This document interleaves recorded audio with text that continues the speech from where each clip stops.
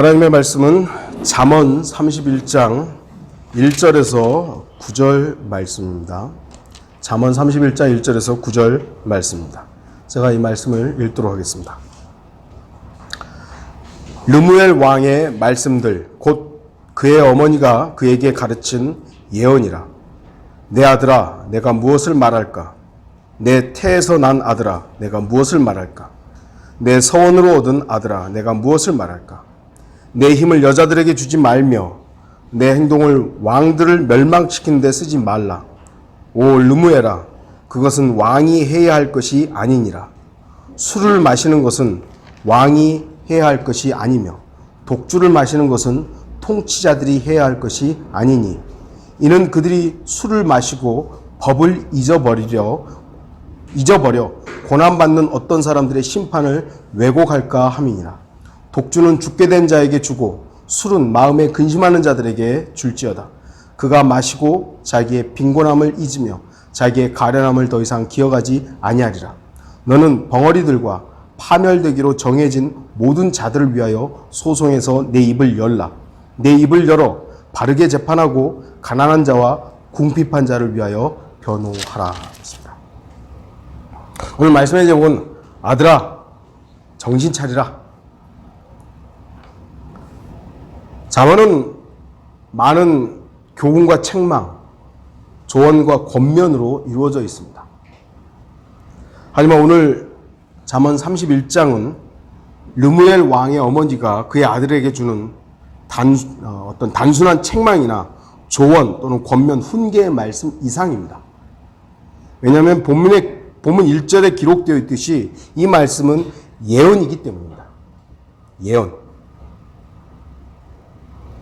하지만 개혁성서 등 거의 모든 변개된 성서들은 예언이라는 단어를 훈계의 잠언, 가르쳤던 말씀 등으로 바꿔버렸습니다. 하나님께서 예언이라는 의미로서 이 31장을 기록하신 것은 예언은 말 그대로 앞으로 일어날 일들에 대해서 미리 말하여진 것입니다. 그렇기 때문에 본문의 말씀은 단순한 어머니가 아들에게 주는 책망, 권면 이상의 말씀으로서 현재 우리에게 발생하고 있는 일들과도 깊은 관련이 있고 그리고 앞으로 일어날 대환란이라든지 이런 것과 관계가 있다는 것이죠. 근데 이것을 그냥 단순하게 31장을 어머니가 아들에게 주는 권면으로만 한정시켜버리면 앞으로 어떤 일들이 일어날지를 모르게 되는 것입니다. 르무엘 왕이 어떤 왕인지는 성경에서 정확하게 르무엘은 누구다라고 제시되지 않았기 때문에 명확하지는 않아요. 하지만 대부분은 이 르무엘 왕이 솔로몬 왕이다라고 그렇게 믿고 있습니다. 우리는 열왕기상 11장 1절에서 8절을 통해서 솔로몬 왕의 마음이 하나님으로부터 떠난 부분들을 보게 됩니다. 분명히 하나님께서 솔로몬을 선택하셨고 그 현명한 역사상 어찌 보면 가장 현명했던 왕이었던 그가 그 마음이 주님으로부터 떠났던 것이죠. 그리고 하나님께서 왕의 어떤 규범으로 제시하셨던 여러 아내를 두지 말라고 하셨던 부분들을 내팽개쳐버리고 많은 아내들과 첩들을 두었던 것입니다. 또한 그 아내들을 통해서 우상숭배와 쾌락에 빠졌던 것입니다. 그래서 결국은 솔로몬 왕은 하나님의 진노와 징계의 대상이 되어버렸습니다. 그래서 우리가 알다시피 분명히 솔로몬 왕은 초기에는 예수 그리스도의 예표였지만 말기에는 적그리스도의 예표가 된 것입니다. 물론 그렇다고 해서 솔로몬이 그럼 구원 못 받은 것인가? 그렇다고 우리는 단정할 수는 없죠. 하나님의 자비가 있었기 때문에 솔로몬도 우리가 위에서 볼 가능성이 있습니다만 그러나 그의 말기의 행적들은 하나님으로부터 벗어났다라는 것들을 우리가 알 수 있다는 것이죠.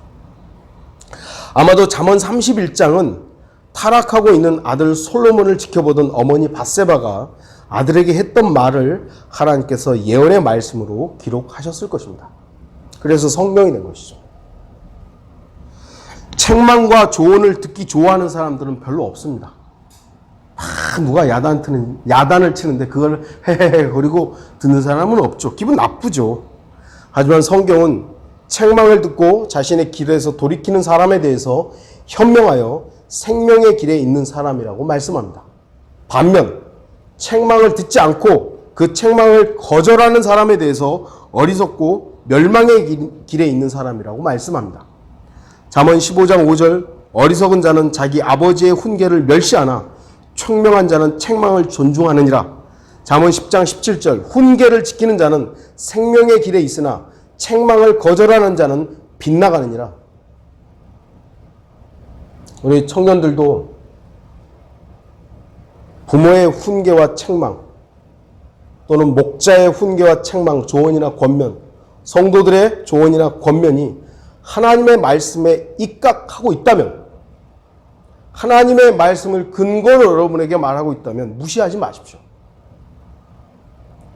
그 책망이나 조언이 여러분을 생명 안에서 살아가도록 이끄는 동아줄의 역할을 할 것입니다. 이제 그만 좀 하세요. 했던 얘기 또 하고. 이게 잔소리가 그거잖아요. 했던 얘기 또 하고, 했던 얘기 또 하고, 또 하고. 근데 하나님의 말씀은요, 반복되는 거예요. 계속 반복됩니다. 여러분 지금 여기 있는 거의 모든 분들은 저하고 20여 년 넘게 같이 하면서 이런 설교 안 들어봤어요? 했던 얘기 또 하고, 설교 했던 얘기 또 하고, 또 하고, 다 그러잖아요. 근데 그것을 하나님의 말씀으로 수용하는 것과, 저거 또 했던 얘기 또 하네. 어마어마한 차이가 있는 겁니다.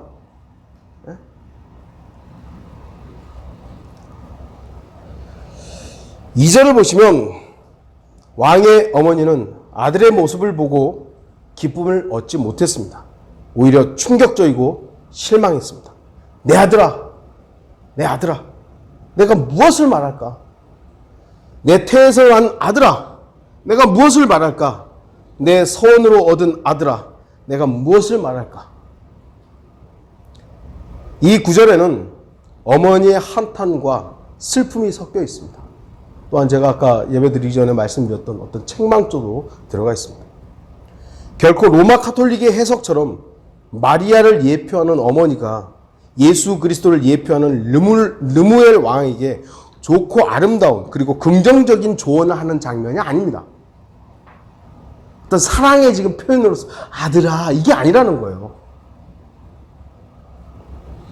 이 부분은 전혀 르무엘 왕이 예수 그리스도의 예표가 될 수 없는 부분입니다.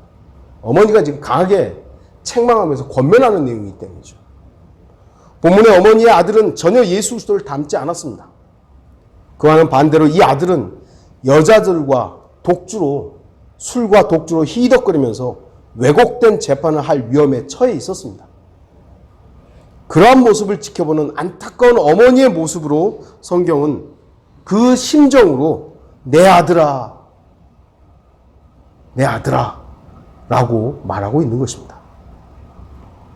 오늘 본문은 어머니를 통해 아들에게 주시는 권면과 책망의 말씀임을 상기하시기 바랍니다. 어머니를 통해서 하는 거예요. 그렇다면 이 어머니는 우리에게 어떻게 적용될 수 있겠습니까? 여러분들, 어머니 하나님 있죠? 있어요? 어머니 하나님은 존재하지 않습니다. 아버지 하나님은 어디에서도 어머니로 묘사되지 않습니다. 예수 그리스도 역시 어머니로 묘사되지 않습니다. 성령 하나님도 마찬가지입니다. 그러니까 하나님을 어머니, 여성으로 표현하는 것은 없어요. 그런데 뜬금없이 어머니 하나님이 지금 등장해 있는 거예요. 근데 많은 사람들이 또 그거를 믿어요.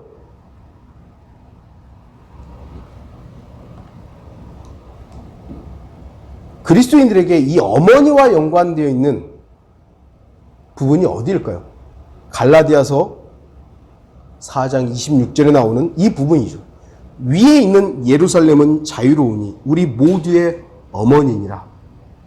어머니를 이게 기록하고 있는 부분이 유일하게 어떻게 보면 갈라디아서 4장이에요.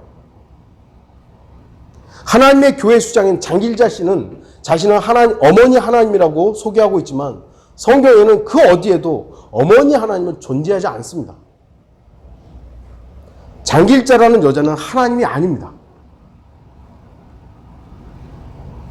그리스도인들은 모두 약속된 씨이신 주 예수 그리스도로 말미암아 출생한 사람들입니다. 그 모든 것은 위로부터 온 것입니다. 그래서 그리스도인들을 태어나게 할 수 있는 어머니는 위에 있는 예루살렘 뿐입니다. 약속되어 있는 것이죠. 새 예루살렘이 예수 그리스도의 신부로서 교회가 정결한 처녀로서 묘사될 수 있듯이 위에 있는 예루살렘은 우리 모두의 어머니로서 제시될 수 있습니다. 그러니까 어머니와 연관해서는 위에 있는 예루살렘 뿐이에요. 위로부터 시작된 것이죠. 약속된 씨이신 예수 그리스도가 위로부터 오셨고, 굳이 우리가 어머니를 말한다면 위에 있는 예루살렘이에요. 하나님 어머니가 없어요. 성모 마리아도 교회의 어머니가 아니죠. 성모 마리아도 교회의 어머니가 아닙니다. 장길자라는 여자도 어머니 하나님과는 전혀 무관합니다. 그러니까 누군가가 여러분들한테 와가지고 하나님 얘기하다가 어머니가 어쩌고 그러면, 아, 이거는 하나님의 교회구나, 이거 이단이구나, 엉뚱한 소리. 그래서 하나님의 어머니라는 거 어디 있습니까? 그러면 여지없이 갈라디아서 펴니다. 여지없이 갈라디아서 4장 펴가지고 보라고, 우리 모두의 어머니라고. 예루살렘 아니냐고. 그걸 또 뭐 요한계시록에서 가져와가지고 그것이 위에 있는 그건 새 예루살렘 아니냐고 해도 소용없어요. 이미 딱 그렇게 돼 있기 때문에. 그 사람들 제가 지금 욕하는 시간은 아니니까요. 우리는 그 구분해야 되는 것이죠. 성경은 아버지 하나님이에요. 아버지 하나님. 뭐 남성 우월주의를 말하는 것이 아니라 그냥 성경에 그렇게 돼 있는 거예요. 예수 그리스도도 아들 하나님이고 성령 하나님도 중성으로 묘사된 곳 두 곳을 제외하고는 다 남성형이에요. 그런데 여성을 말한다라는 것은 하나님의 질서를 깨부셔버리는 것입니다. 내 선으로 얻은 아들아, 우리 모두는 약속된 씨이신 주 예수 그리스도를 통해서 거듭났기 때문에 오늘 본문 말씀을 위에 있는 예루살렘, 곧 우리 모두의 어머니의 예언으로서 들어야 합니다. 하나님의 말씀이 우리에게 제시되는 것이에요. 하나님의 말씀으로서 우리에게 지금 제시되었다는 것은, 어머니가 나에게 조언하는 것으로 우리는 받아들일 수 있어야 되는 것이죠. 어머니는 지금 육신적으로 타락한 아들을 향해 안타까운 마음으로 책망하고 있습니다. 이 땅에 있는 우리들도 아버지와 어머니가 우리 자녀들을 왜 책망하겠어요? 왜 야단치고 왜 쉽게 해서 잔소리를 하겠습니까? 물론 우리의 육신의 어머니 아버지는 온전하지 않기 때문에 어떻게 보면 그 육신의 욕심으로 자녀들을 양육할 때가 있어요. 제가 지난주에도 말씀드렸듯이 육신의 어머니 아버지가 완전하다는 것이 아니에요. 하지만 하나님을 두려움 가운데 있는 부모들이 우리 청년들에게 하는 조언에 귀 기울일 수 있어야 되는 것입니다. 여러분을 망하라고 하는 게 아닙니다. 하나님 앞에 바로 서라고 하는 것입니다. 그러니까 정신을 차려야 되는 것이고 정신줄을 놓으면 안 되는 거예요.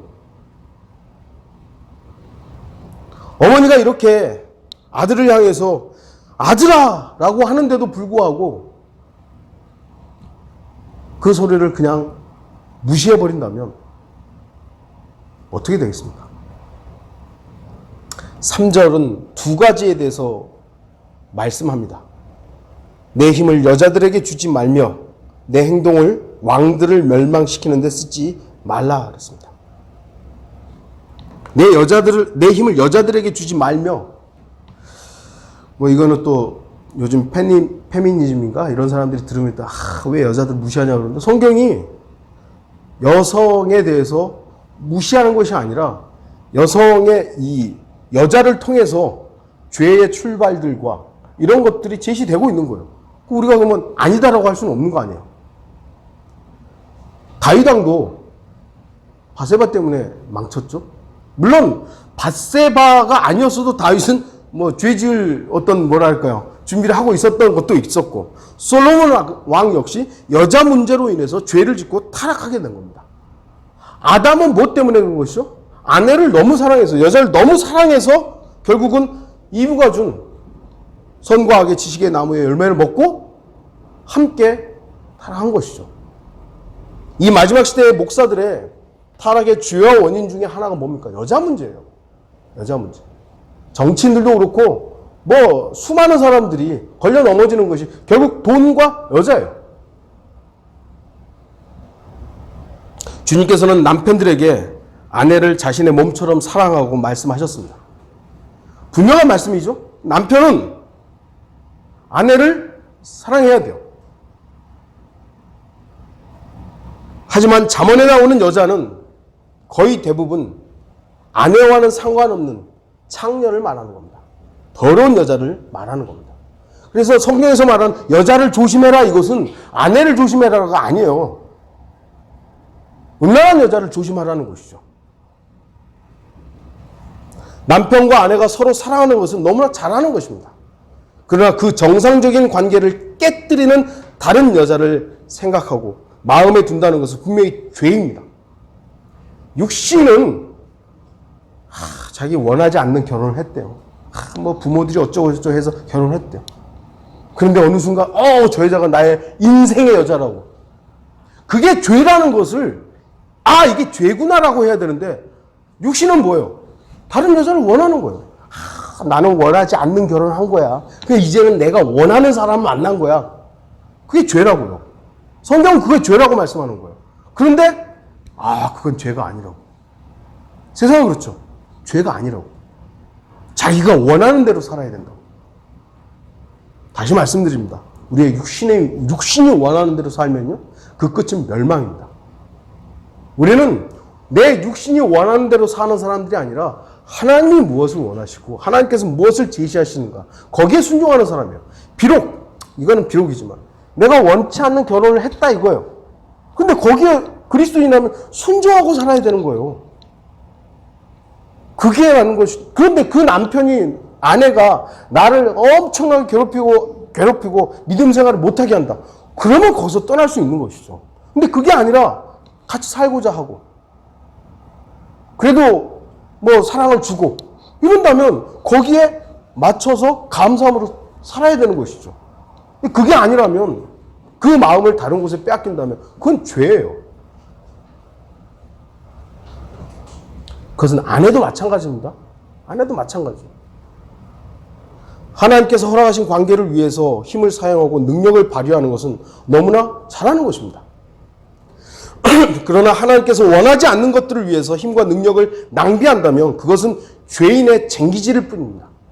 죄인이 엄청나게 열심히 해서 땀을 흘렸다 할지라도 그건 죄인이 하는 거예요. 잠언 21장 4절 높은 눈과 교만한 마음과 악인의 쟁기질은 죄인이라. 악인이 아무리 땀을 뻘뻘 흘려가지고 많은 소출을 내서 가져온다 할지라도 그거는 하나님 보실 때 악인이 한 쟁기질일 뿐이에요. 그래서 하나님은 카인의 제사를 안 받으신 거 아닙니까? 자신에게 주어진 힘과 능력을 합법적이고 정상적인 일에 사용하십시오. 그리스도인들은 예수 그리스도를 위해서 힘과 능력을 사용해야 합니다. 그렇지 않고 엉뚱한 곳에 힘을 사용하게 되면 그것은 분명히 죄의 결실을 맺을 뿐입니다. 그리스도인은 먼저 하나님의 나라와 그분의 의를 구해야 합니다. 그리스도인에게 있어서 유일한 목적이 있습니다. 그리스도인에게 있어서 유일한 목적 뭐죠? 뭐죠? 그리스도입니다. 존 넬슨 다비는 이런 말을 합니다. 한 가지 목표를 가지고 있는 그리스도인이 바로 생명력 있는 그리스도인이다. 한 가지 목표가 있는 그 사람이 바로 생명력 있는 그리스도입니다. 이러한 그리스도인의 한 가지 목표는 바로 예수 그리스도다. 우리의 목표는요, 예수 그리스도여야 하는 거예요. 예수 그리스도를 위해 살아야 하는 것이고 예수 그리스도가 전부여야 하는 것이죠. 그 예수 그리스도를 위해서 우리가 힘을 사용하고 능력을 발휘할 때 그건 가치 있는 겁니다. 그렇지 않고 여러분들이 직장 생활하고 사업을 하고, 제가 요즘 말씀드리지만 여러분 직장 생활하는 거 왜 하죠? 장래에 내가 잘 먹고 잘 살기 위해서 한다? 그건 자기 자신만을 위해 사는 것이죠. 근데 이 내가 직장 생활을 통해서 주님께서 나에게 허락하신 일들을 할 수 있게끔 되어진다는 것은 목표가 다른 겁니다. 공부를 하고 직장 생활을 하고 가정을 돌보고 이 모든 것들이 하나님의 나라와 그분의 의를 위해서 하는 것이에요. 그리고 그렇게 하기 위해서 힘을, 능력을 발휘한다면 목적이 주님이시죠. 그러니까 복음을 전하기 위해서 노예가 된 사람들도 있고, 그러니까 복음을 전하기 위해서 식인종들한테 찾아간 사람들도 있고, 비록 복음을 전하기 위해서 뭔가 어딘가를 가지 않았더라도 자신의 위치에서 어떤 사람들은 헌금을 통해서, 물질을 통해서 섬긴 사람들도 있고, 그 모든 것들이 주님을 위해서 한 것이 되는 것이죠. 자기 자신만을 위해서 일하게 되면 헛된 일에 힘을 사용하는 것입니다. 내 행동을 왕들을 멸망시키는 데 쓰지 말라라고 또 말씀합니다. 이 말씀은 하나님께서 주신 권위에 대항하지 말라는 것입니다. 왕은 하나님의 계획과 섭리 속에서 하나님께서 세우신 사람들입니다. 통치자들은. 그 왕이 우리 개인의 마음에 들든 들지 않든 그것은 우리들의 생각과는 다른 것입니다. 어떤 사람은 지금 대통령이 마음에 드는 사람도 있고 마음에 안 드는 사람, 그 전에 박근혜 전 대통령도 마음에 들었던 사람이 있고 그러니까 난리들이 나는 거죠. 지금도. 근데 그리스도인의 자세는 뭐예요? 내 마음에 들든 들지 않든 주님께서 허락하신 거예요.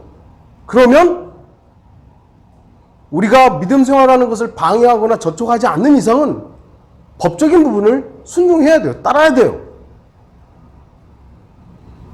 로마서 13장 1절, 각 사람은 위에 있는 권세자들에게 복종하라. 하나님께로부터 나오지 않는 권세는 없나니 모든 권세는 하나님께서 정하신 것이라.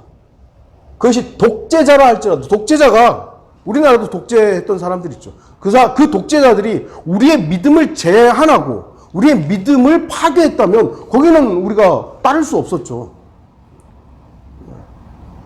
그 독재 가운데서도 쉽게 해서 우리나라는 종교의 자유가 어느 정도 보장이 됐었어요. 많은 제한이 있었지만.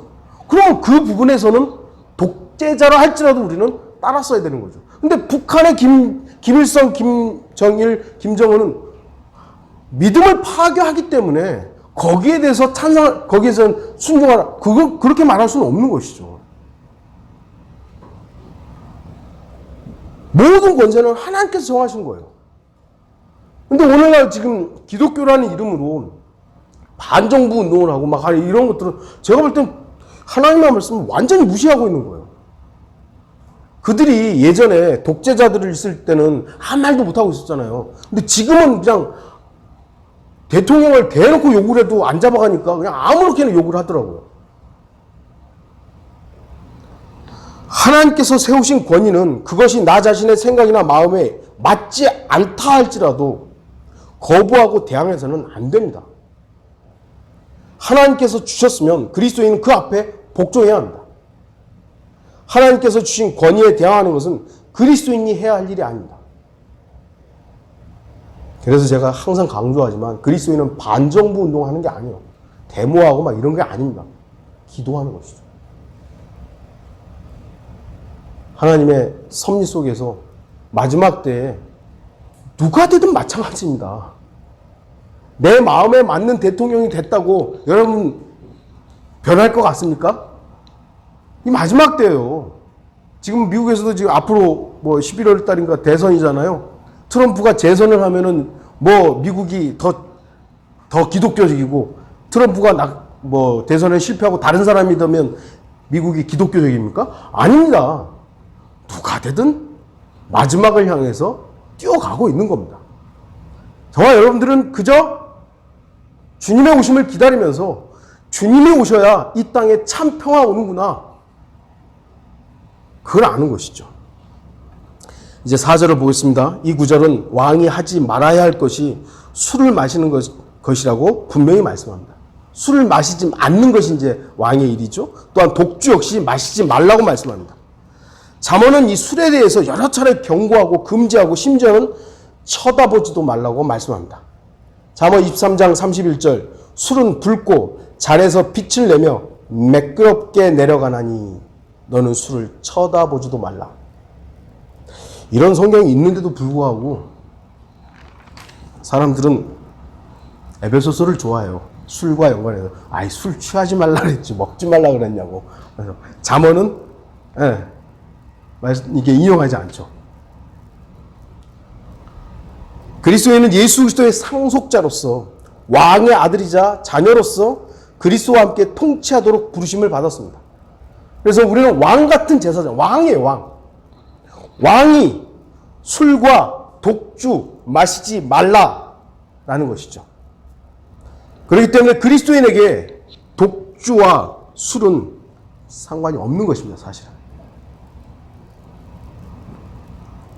러크마 목사님은 술에 대해서 이렇게 말을 합니다. 그리스도인이 미친 여우들이나 환각제와 상관없는 것과 마찬가지로 술과 상관없다. 그리스도인에게 술이나 독주가 어울립니까? 술은 육신의 즐거움을 위해서 그리고 육신의 힘든 것들을 잊기 위해서 사람들이 찾는 것입니다. 죄송합니다. 저가 같이 일하는 과장이 도대체 일주일에 안 마시는 날이 언제인지 잘 모르겠어요. 거의 매일 마시는 것 같아요. 왜 그럴까요? 삶의 기쁨이 술이기 때문이고 함께 모여서 왁자지껄 떠들고 있는 그 사람들이죠. 그리스도인의 소망과 그리스도인의 기쁨을 모르기 때문에 그들은 그걸로 기쁨을 찾고 소망을 찾고 희망을 찾으려고 하는 거예요. 결국 술은 육체의 쾌락과 연결되어 있고요. 죄에 쉽게 빠지게 하고 죄를 죄로 여기지 않게 합니다. 우리나라는 정말 문제가 뭐냐면 술에 대해서 너무 관대하다는 거예요. 이건 정말 심각한 문제입니다. 술 먹고 음주운전하면 가중 처벌을 해야 되는 거예요. 술 먹고 누구를 팼다, 때렸다. 그러면 더 크게 징계를 해야 돼요. 그런데 술 먹고 뭐 했다? 성폭행, 성추행, 다 그건 술과 연관돼 있잖아요. 근데 술 먹고 했다 그러면 이게 정상 참작이 되는 거예요. 그런 게 어디 있어요? 술이 얼마나 많은 죄와 연루되어 있고 악과 연루되어 있는지를 왜 그래서 이게 마귀와 연관되어 있기 때문이죠. 그러니까 마귀 자식들은 술에 대해서 관대한 겁니다.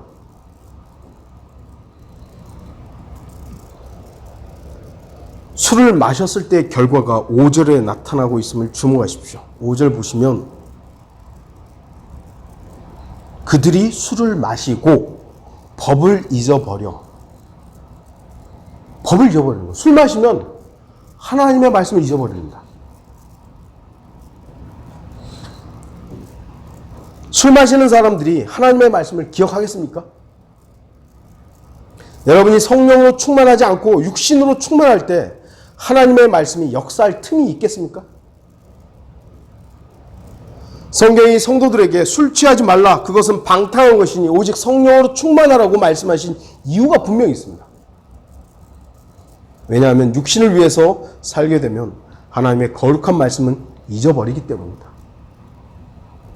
또한 하나님의 말씀을 잊어버리면 고난받는 어떤 사람들의 심판을 왜곡할까 함이니라.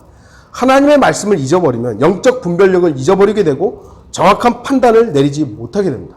무엇인가에 취해 있으면, 우리가 성령으로 취해 있으면 성령의 결실들을 맺을 거 아니에요. 근데 내 육신에 취해 있고 내 육신으로 사는 것에 만족하고 내 육신으로 살면 육신의 결과들을 맺게 돼 있습니다. 그건 사망이죠. 오늘날 대다수의 한국 교회는 로마 카톨릭의 음행의 포도주에 취해 있고 땅의 창녀의 화려한 보석들과 함께 음행의 더러운 것들로 가득 채워져 있습니다. 요한계시록 17장 2절과 4절 땅의 왕들도 그녀와 더불어 음행하였고 땅에 사는 자들도 그녀의 음행의 포도주에 취하였도다 라고 하고 또 그 여자는 자주색과 주홍색 옷을 입고 금과 보석과 진주로 장식하고 손에는 금잔을 가졌는데 그 잔은 가증스러운 것들과 그녀가 행한 음행의 더러운 것들로 가득 찼더라. 정확하게 이 모습과 연관된 게 로마 카톨릭이잖아요. 그들이 섬기는 거는 성모 마리아고요. 그래서 한국교회는 하나님의 법을 잊고 바른 성경을 거부하고 있으며 무엇이 복음인지, 무엇이 성경적 교리인지, 어떤 것이 생명의 능력인지를 정상적으로 판단을 내리지 못하고 있습니다. 지금은 로마 카톨릭을 이단이라고 하면 저 이상한 집 교회 아니야? 저 이상한 목사 아니야? 이렇게 하는 시대예요. 그래서 대형 교회 목사들은 이제 카톨릭에 대해서 언급조차를 안 합니다. 그래도 조그만 교회 목사들이 그 카톨릭의 감시하에, 저같이 이렇게 감시하에 좀 뭐랄까요, 멀어져 있으니까 이렇게 말하는지 모르겠습니다만 땅의 창조에 대해서 경고하지 않습니다. 우리나라에도요, 그래도 아직까지 신학교 교수들 중에 정신이 좀 제대로 박힌 교수들이 있는 것 같아요. 어떤 신학교인지 제가 말을 정확하게 이름 모르.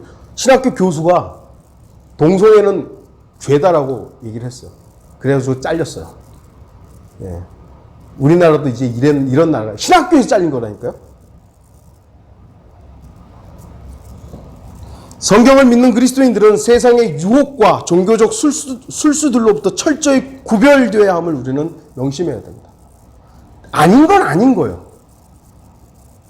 그렇잖아요. 아닌 건 아닌 거지. 아닌 게 어떻게 진리가 될 수 있어요. 죽은 물고기만요, 강물 따라 흘러갑니다. 죽은 신앙만이 세상의 흐름에 동조하여 세상과 함께 흘러갑니다. 그리스도인이다. 믿음이다. 난 믿는 사람이야 하는데 세상의 흐름에 동조하고 있다. 죽은 거예요. 그럼 그건 믿음이 죽어 있는 거예요. 살아있는 믿음은 세상을 역행하는 겁니다. 세상을 거슬러 올라가야 되는 겁니다. 6절은 술이 왜 그리스도인들에게 불필요한 것인지를 분명히 말씀합니다. 6절 다시 보면 독주는 죽게 된 자에게 주고 술은 마음에 근심하는 자들에게 줄지어다. 그리스도인이 죽게 된 자입니까? 그리스도인이 죽게 된 자입니까? 그리스도인이 마음에 근심하는 자들입니까? 그리스도인은 죽게 된 자가 아닙니다. 그리스도인은 영생을 소유한 살아있는 사람들입니다. 살아있는 사람에게 필요한 것은 술이 아닙니다. 여러분 중에 죽게 된 자가 있다면, 구원받지 못한 사람이 있다면 바로 그 사람에게 술이 필요할 것입니다. 왜냐하면 곧 영원한 형벌이 기다리고 있기 때문입니다. 술은 잊게 하잖아요. 현실을 잊게 합니다. 우리 가장도 술을 얼마나 먹고 왔는지, 어제 어제 자기 필름이 끊겼다고. 그 다음에 기억이 안 난대요. 아마 그러려고 마시는 것이겠죠. 현실을 부정하고 뭔가를 잊기 위해서, 그래서 마시는 것이겠죠. 죽음이 정해진 사람들에게는 그래서 술이 필요할지도 모르는 겁니다. 그러니까 살아있는 사람에게는 술이 필요한 게 아니에요. 여러분 중에 다시 한번 말씀드리지만, 여러분이 구원받은 살아있는 생명이 있는 사람이라면 술이 필요한 게 아닙니다. 그리스도인은 아무것도 염려하지 않는 사람들입니다. 그리스도인은 마음에 근심하는 자가 아닙니다. 혹여 여러분 중에 마음에 근심이 있다면 바로 그 사람에게는 술이 필요하겠죠. 왜냐하면 그 사람은 하나님을 신뢰하지 않기 때문입니다. 그리스도인은 이미 주 예수 그리스도로 인해서 주 예수 그리스도의 보혈의 공로로 말미암아 영원한 생명을 소유한 사람들입니다. 우리 그리스도인들이 기억해야 할 것은요, 신랑이신 주 예수 그리스도의 사랑뿐입니다. 솔로몬의 노래 1장 4절 보시면 우리가 당신을 기뻐하고 즐거워하리이다. 우리가 당신의 사랑을 포도주보다 더 기억하리이다. 술보다 그분의 사랑을 더 기억하는 겁니다. 여러분들이 힘들고 어려울 때 기억해야 할 것은 술이 아닙니다. 육신의 쾌락이 아닙니다. 제가 언젠가 샘플한 자매님들 또 우리 성도들한테도 얘기했죠. 죄 짓는 것 빼고 한번 해볼 거 다 해보라고. 근데 그게 얼마나 지속될 수 있습니까? 안 돼요. 우리의 뭐 쇼핑이 되었든 뭐가 됐든 우리의 육신을 잠깐은 위로해 줄지 모르지만 진정한 기쁨이 아닙니다. 우리를 위로하고 우리에게 힘을 주는 것은 예수 그리스도의 사랑입니다. 그리스도인들이 근심하는 이유가 무엇입니까? 대부분의 근심은 하늘의 보물창고를 마음의 창이 닫았기 때문입니다. 말로는 전능하신 하나님과 하늘의 저택을 말하지만 마음이 온통 세상의 정욕과 안목의 정욕과 생의 자랑에 빠져있기 때문에 그 모든 영적 풍성함들이 근심으로 인해 보이지 않게 된 것입니다. 왜 근심하는 거예요? 우리나라에서 제일 부자가 지금은 이건희 회장이 살았는지 죽었는지도 모르지만 이종 회장인가요? 부회장인가? 그 사람은 근심할 게 있죠. 감옥에 갈까 말까 지금 그것 때문에 엄청 고민할 겁니다. 그것 빼면 그 사람은 고민할 게 뭐가 있겠어요? 너무 많은 게 있는데. 저와 여러분들이 하늘의 보고가 아버지 하나님, 창조주 하나님이 나의 아버지신데 뭐가 고민이죠? 그분이 나의 아버지라는 걸 잊고 하늘의 보물창고에 대해서 마음을 닫았기 때문에 현실이라는 것으로 인해 근심하는 겁니다.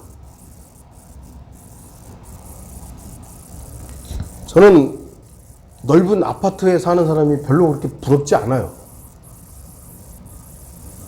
좋은 차 타고 다니는 사람도 안 부러워요. 몇십억, 몇백억을 가진 사람들이 안 부러워요. 그것은 이 세상에 잠깐뿐이기 때문입니다. 그럼 저는 영원한 걸 가지고 있어요. 하나님을 볼 수 없는 사람들에게는 술이 필요합니다.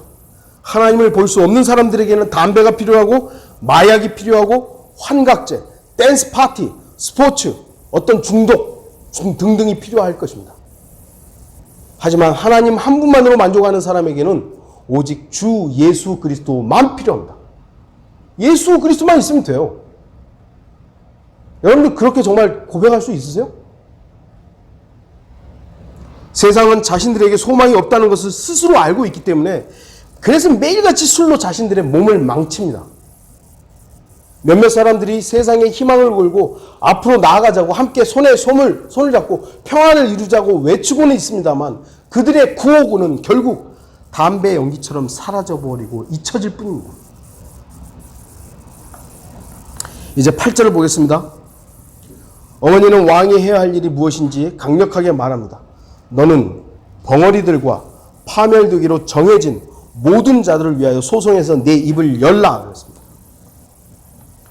두 가지 종류의 사람이 나오죠. 하지만 두 종류의 사람은 정확하게 반대되는 사람들입니다. 그렇기 때문에 소송에서 지금 입을 열라고 하는 두 대상이 하나는 변호하라는 것이고요. 하나는 정죄하라는 겁니다. 벙어리들은 자신들을 위해 변호할 수가 없잖아요. 그래서 그 사람들을 위해서, 자신을 위해서 변호할 수 없는 사람을 위해서는 말하라는 겁니다. 왕은 그들을 위해서 소송 사건에서 입을 열어 그들의 권리를 지켜줘야 한다는 것입니다. 그러나 반대로 파멸로 정해진 자들이란 그들 스스로의 죄들로 인해 파멸로 정해진 자들을 말하는 겁니다. 뻔뻔스럽게 죄가 발견됐음에도 불구하고 요즘에는 간혹 이렇게 얼굴을 이제 공개하잖아요. 이야, 이러고 나오는 사람들 많더라고요. 이러고 나오는 사람들도 있긴 한데, 너무 뻔뻔스러운 사람들 많아. 그 파멸로 정해진 자들, 그들은 자신들의 죄에 대해서 변명하고 핑계를 대는 사람들입니다. 그때 왕은 그들의 죄에 대해서 분명하게 입을 열어서 그건 죄다라고 정죄하라는 것이죠. 죄를 죄로 말하라는 겁니다. 저는 요즘 이 나라가 자랑스럽기도 하지만 한편으로는 염려가 됩니다.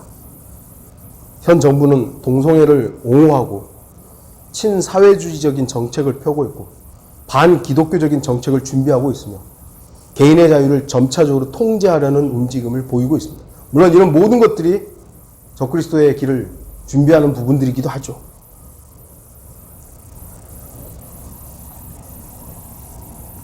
물론 제가 반대한다고 해서 이런 것들이 잘못됐다고 해서 반정부 운동을 하자는 것은 아닙니다. 이러한 모든 것에도 불구하고 이 시대가 마지막 때임을 알 수 있고 하나님의 계획 안에 있음을 알기 때문에 저는 그저 이런 것들을 지적하고 기도할 뿐이에요. 잘못됐다. 이 정부가 행하는 여러 잘하는 정책도 있을 거 아니에요. 그러나 잘못된 비성경적인 정책에 대해서 잘못됐다. 그런데 그거 가지고 잘못됐으니까 이 정권은 물러가라 이걸 하자는 게 아니에요. 잘못된 것은 죄는 죄다. 그리고 저는 기도하는 겁니다. 주님의 손길에 맡기는 것입니다. 우리 그리스도인들도 입을 열어야 할 때가 있습니다. 파멸되기로 정해진 모든 자들은 두말할 것 없이 지옥의 형벌을 받게 될 구원받지 못할 사람들입니다. 죄인들의 죄는 이미 단죄되어 있습니다. 지옥의 형벌은 정해져 있습니다. 물론 이 말은 극단적 칼빈주의자들이 말하는 예정론을 말하는 것이 아닙니다. 그들은 예정론은 지옥으로 버림받기로 유기된 자들이 이미 태초 이전에 다 정해졌다고 가르치지만 성경은 그렇게 말씀하지 않습니다. 파멸되기로 정해진 모든 자들이라고 해도 그들 중에 누구든지 예수 그리스도를 구주로 영접하기만 하면 그 사람은 영생을 값없이 받을 수 있는 것입니다. 저와 여러분들은 어떤 의미에서는요, 지옥으로 정해졌던 사람들입니다. 근데 우리가 하나님의 은혜를 알고 주님이 나의 구주이시구나 라고 그분을 영접했더니 우리는 생명으로 옮겨진 것입니다. 그렇기 때문에 우리는 파멸되기로 정해진 자들을 위해서 입을 열어야 됩니다. 잠언 24장 11절 12절 만일 죽음으로 끌려가는 자들과 살해될 자들을 구해주는 것을 삼가고 말하기를 보라 우리가 그것을 알지 못하였다 할지라도 마음을 감찰하시는 분이 어찌 주시하지 못하시겠으며 내 혼을 지키시는 분이 어찌 그것을 알지 못하시겠느냐. 그분께서 각자의 행위에 따라 보응하지 않으시겠느냐. 죽어가는 자들을 보면서도 나 몰랐다고. 정말 몰랐다면 괜찮겠죠. 근데 주님은 다 아시고 우리의 마음에 다 살피시는 분이 너 몰랐냐고. 정말 몰랐냐고 물어볼 때 우리 뭐라 그러겠어요?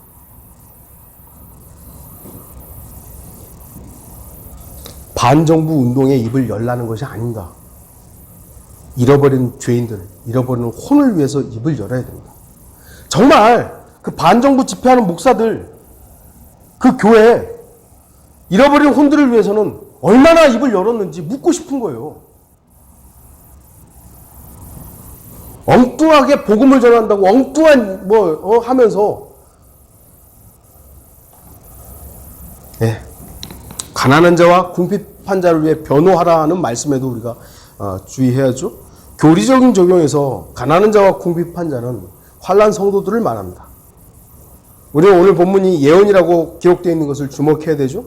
영적인 적용에 있어서 우리 개인들에게도 얼마든지 적용한 부분들이 있습니다. 우리도 주변에 가난한 사람들이 있고 궁핍한 자들이 있으면 여러분들 도와주십시오. 여력이 되시고 도울 수 있다면 도와주십시오. 그리고 복음을 전할 수 있는 기회를 얻기 위해서 그들에게 선의를 베풀 수 있어야 되는 것이죠. 그러나 이것이 여기서 말하는 가난한 자와 궁핍한 자는 교리적인 부분에서 환난 성도들을 말하는 것입니다.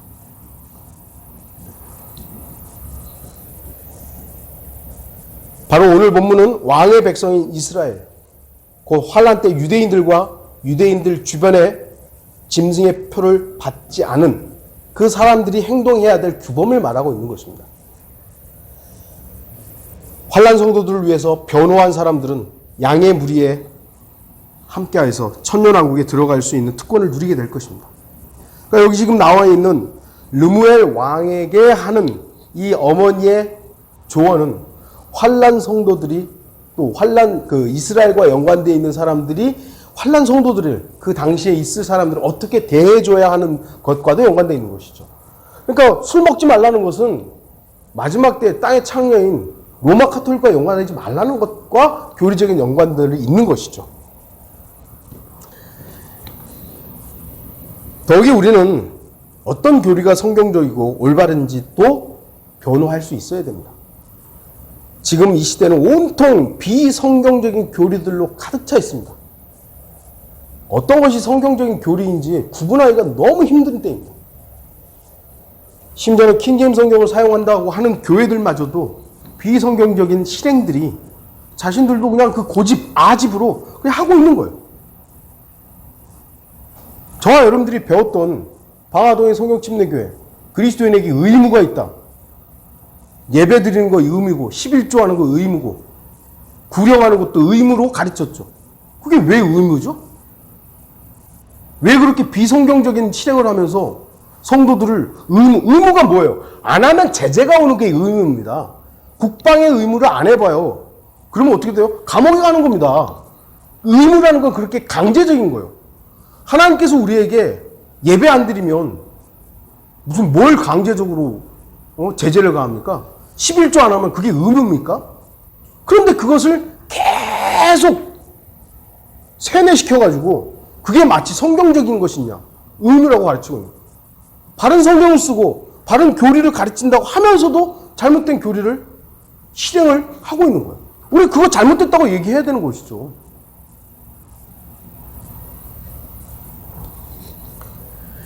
왕이 입을 열 때는요, 그리스도인이 입을 열 때는 자신의 억울함을 풀기 위해서가 아닙니다.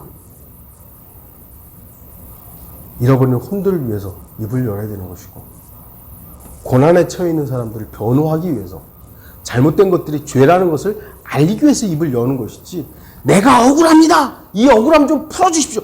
지금 보잖아요. 어머니가 르무엘 왕에게 너 억울함을 위해서 입을 열어라 그렇게 한 게 아니에요. 네, 좀 결론을 맺겠습니다.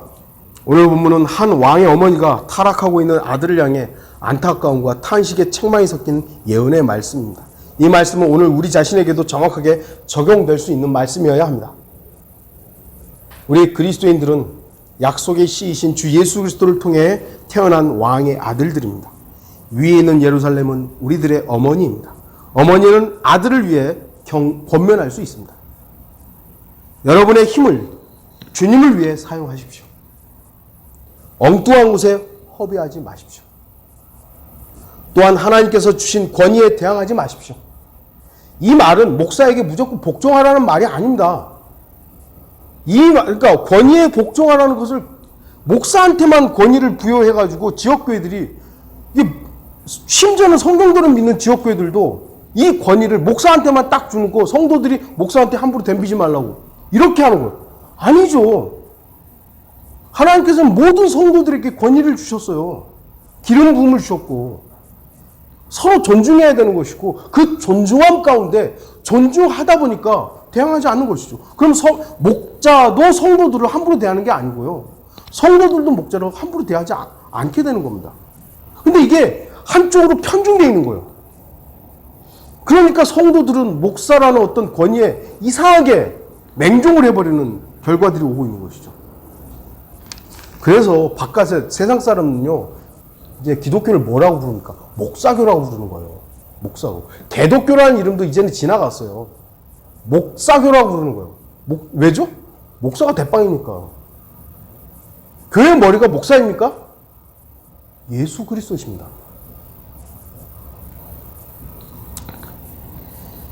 말씀이 주시는 책망에 경청하십시오. 왕이 해야 할 일을 하십시오. 육신의 즐거움을 위해서 또는 육신의 근심을 잊기 위해서 술을 마시지 마십시오. 술 대신 성령으로 충만하십시오. 술은 하나님의 말씀을 잊게 합니다. 저와 여러분들이, 이건 술에다가 말했지만, 성령으로 충만한 것 이외에 우리가 충만하다면 그런 것들은요, 말씀을 잊게 합니다. 제가 세상의 일들을 아무것도 하지 말라는 게 아니죠. 여러분들 뭐 TV 볼 거 보고, 뭐 영화도 보고, 또 뭐 게임도 하고. 근데 거기에 푹 빠져 있으면 성경 읽을 시간 없어요. 안 봐요. 게임하는 시간 동안 성경 잊어버리잖아요. 거기에 너무 몰두하지 말라는 거예요. 네. 한번 지난 한 주간을 돌아보세요. 내가 했던 그 시간 동안에 성령으로 충만과 성령으로 충만, 하나님의 말씀과 연관해서 얼마나 시간을 사용했는가. 말씀으로 권면합니다. 지옥을 향하고 있는 죄인들을 향해, 그리고 거짓 종교인들을 향해 입을 열어 외치십시오. 또한 올바른 성경적 교리가 무엇인지 정확하게 판단하시고 바른 지식을 근거로 살아 역사하는 생명력이 무엇인지 입증하십시오. 르무엘 왕, 솔로몬 왕은 정말 좋은 어머니를 두었습니다. 하지만 그 왕은 결국 어머니의 권면, 책망을 경청하지 않았습니다. 그 결과 솔로몬은 적그리스도의 예표로 남게 되었습니다. 하나님께서는 여러분들에게도 이 말씀을 통해서 권면하고 책망하고 계심을 알아야 합니다. 하나님께서는 우리들에게 여러 경로로 권면하고 조언하고 책망하십니다. 주님께서 바로잡으실 때 감사하십시오. 욥기 5장 17절에 보라, 하나님께서 바로잡으시는 사람은 복이 있도다. 그러므로 너는 전능하신 분의 징계를 멸시하지 말라.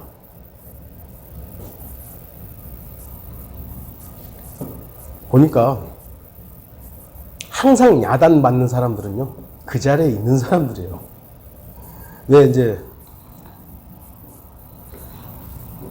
선생님이 아이들이 지각을 하면 지각하는 애들을 야단을 쳐야 되잖아요. 근데 항상 지각하는 애들은 그 야단을 못 들어요. 먼저 온 애들만 들어요. 참 이상하죠? 깨어있는 사람만 하나님의 그 권면을 받아들여요. 자고 있는 사람은 아무리 유두고가 들어도 못 들었던 거예요. 자고 있으니까. 여러분이 이 자리에서도 동일한 하나님의 말씀을 들어도 마음의 문이 다른 곳으로 향해 있고 닫혀 있으면 아무리 백날 들어도 못 듣는 것입니다. 르무엘 왕이 이 좋은 어머니의 조언을 마음으로 받아들이지 않았기 때문에 결국 그가 타락에서 벗어나지 못했던 것이죠. 여러분에게 어떤 식으로든 하나님의 말씀이 권면이 주어졌을 때 그것은 여러분을 망하라고 하는 것이 아님을 아시길 바랍니다.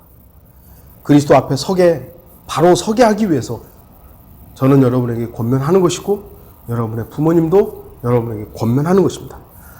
그런 것이 바로 하나님의 말씀으로 주어졌다는 사실을 잊어서는 안 될 것입니다. 다 같이 기도하시겠습니다.